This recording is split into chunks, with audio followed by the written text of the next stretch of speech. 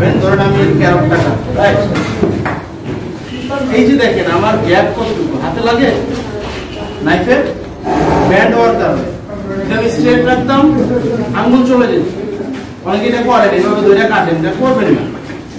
Sorry, আপনি band করবেন হাতটা, জাস্ট ব্যান্ড করে ভেজিটেবলের এখানে স্টার্ট।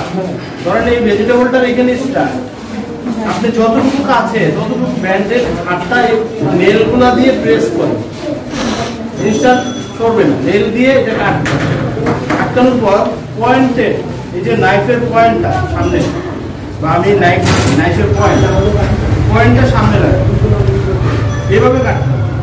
যখন আপনি উপর থেকে প্রেস করবেন দেখেন কাটতেছে, আপনি উপর থেকে প্রেস করেন বাট কাটতেছে। এই পয়েন্টটা উপরে রাখবেন, এই হ্যান্ডেলটা উপর থেকে এভাবে যাবে, উপর থেকে এভাবে যাবে, এভাবে আস্তে আস্তে আস্তে আস্তে কাটতে কাটতে নেক্সট পার্ট। আমি কিন্তু এভাবে দিই,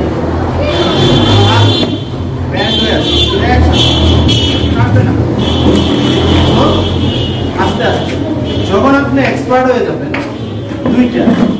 দুইটার জায়গায় তিনটা, পাঁচটাও হইতে পারে, তখন আপনি টিভি দেখেন আর কাটেন, শপিং হয়ে যাবে, একই সাইড ব্যালেন্স হয়ে যাবে না। আমার আর ওইখানে তাকানো দরকার নেই, এটা কোনো ক্ষতি করবে না। একটা কথা বলে দিই, আপনারা জানেন কিনা টেস্টিং সল্ট অনেক হার্মফুল। এমএসজি টেস্টিং সল্টের প্যাকেটের উপর লেখা থাকে এমএসজি, মনোসোডিয়াম গ্লুটামাইট, এটা কেমিক্যাল। বাট আপনি দেখবেন আমাদের দেশে প্রত্যেকটা বাংলা হোটেল থেকে শুরু করে প্রত্যেকটা জায়গায় টেস্টিং সল্টের টেস্ট না দিলে খাবার ভালো লাগে। বেসিক্যালি টেস্টিং সল্ট যদি আপনি খান, আপনার ব্লাড প্রেশার, হার্টের প্রবলেম, কিডনির সমস্যা, যত রকমের রোগ ব্যাধি আছে আপনার শরীরে তৈরি করবে। একটা কেমিক্যাল খাচ্ছে না, টেস্টিং সল্টের থেকে দ্বিগুণ টেস্ট হবে খাবে। একটা জিনিস দেখেন, যারা গ্রামে ছিলেন বা যারা